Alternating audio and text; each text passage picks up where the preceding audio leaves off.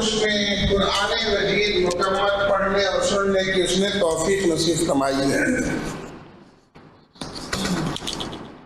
یہ اس کی انتہائی مہربانی ہے۔ اصل چیز یہ ہے کہ ہم رمضان اور قرآن مجید کے مقصد کو پانے والے بن جائیں کہ اللہ تعالیٰ نے ہمیں یہ رمضان عطا فرمایا اور اس کے متعلق فرمایا لعلکم تتقون، تم روزے رکھو تاکہ تم متقی بن جاؤ، تقوی والے ہو جاؤ، پرہیزگار بن جاؤ۔ تقوی کیا ہے؟ انسان کے اندر پائی جانے والی جو بری خصلتیں، انسان کے اندر پایا جانے والا جو گند ہے وہ نکل جائے۔ جس طرح ہمارا لباس ہے، ہمارے یہ کپڑے میلے کچیلے ہو جاتے ہیں، گندے ہو جاتے ہیں، اس کو دھونے کی اور صاف کرنے کی ضرورت پڑتی ہے۔ اسی طرح انسان کا باطن بھی گندا ہو جاتا ہے، اندرونی طور پر بھی گندگیاں اور میل و کچیل انسان کے اندر جمع ہو جاتی ہے۔ اگر اس کو دھو دیا جائے، صاف کر دیا جائے تو وہ بھی اجلا ہو جاتا ہے، سفید کپڑے کی طرح۔ نہیں تو دن بدن اندر گندا ہوتا ہی جاتا ہے، گندا ہوتا ہی جاتا ہے۔ یہ رب العالمین کی مہربانی ہے، یہ اس کا فضل ہے کہ وہ رمضان عطا کرتا ہے، روزے عطا کرتا ہے، جس کی وجہ سے انسانوں کے اندر کا جو گند ہے وہ سارا نکل جاتا ہے، انسان پاک صاف ہو جاتا ہے۔ رمضان سے بھی پاکی، روزے سے بھی پاکی، اور پھر قرآن مجید کے ذریعے سے بھی انسان کے اندر پاک اور صاف ہو جاتا ہے۔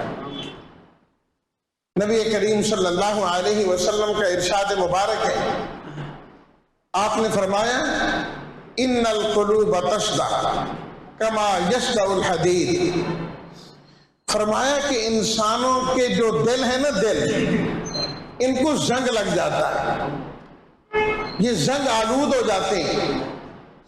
جس طرح فرمایا لوہے کو زنگ لگ جاتا ہے، کیا حالت ہوتی ہے دروازوں کی اور ان چیزوں کی جب زنگ لگتا ہے؟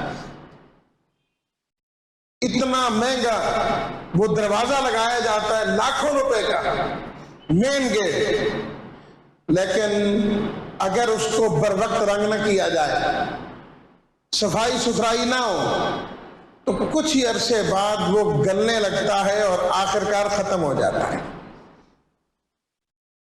اسی طرح انسان گناہ کر کر کے، غلطیاں کر کر کے زنگ آلود ہو جاتا ہے، زنگ لگ جاتا ہے انسان کے اندر۔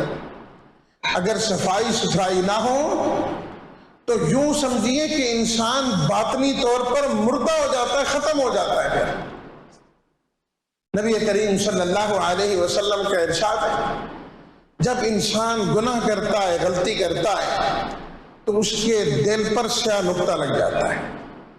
توبہ کر لے تو ٹھیک، نہیں تو ویسے رہتا ہے، پھر ایک اور گناہ کرے گا، پھر ایک اور نقطہ لگ جائے گا، ایک اور نقطہ لگ جائے گا، کرتے کرتے انسان کا سارا دل سیاہ ہو جاتا ہے، لیکن ابھی غلطیوں سے باز نہیں آ رہا ہوتا۔ تو اب کیا ہوتا ہے؟ دھبے پہ دھبا لگنا شروع ہو جاتا ہے۔ فرمایا پھر وہ وقت آ جاتا ہے کہ یہ سارا انسان کا جو دل ہے نا، وہ زنگ آلود ہو جاتا ہے۔ آپ علیہ الصلوۃ والتسلیمات نے قرآن کی آیت تلاوت کی، کلا بل ران علی قلوبہم ما کانوا یکسبون۔ ماشاء اللہ مولانا صاحب بھی تشریف لائے ہیں، قاری صاحب بھی، انہی حضرات کا یہ انتظار تھا، آگے تشریف لائے ہیں۔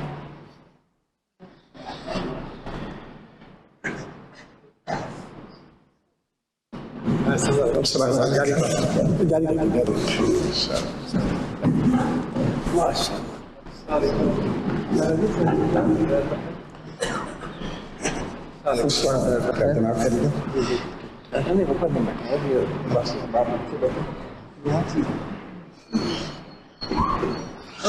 تو بس میں حدیث جو سنا رہا تھا اس کا ترجمہ مکمل کر لوں. آپ علیہ الصلوۃ والتسلیمات نے فرمایا دلوں کو زنگ لگ جاتا ہے جس طرح لوہے کو زنگ لگتا ہے.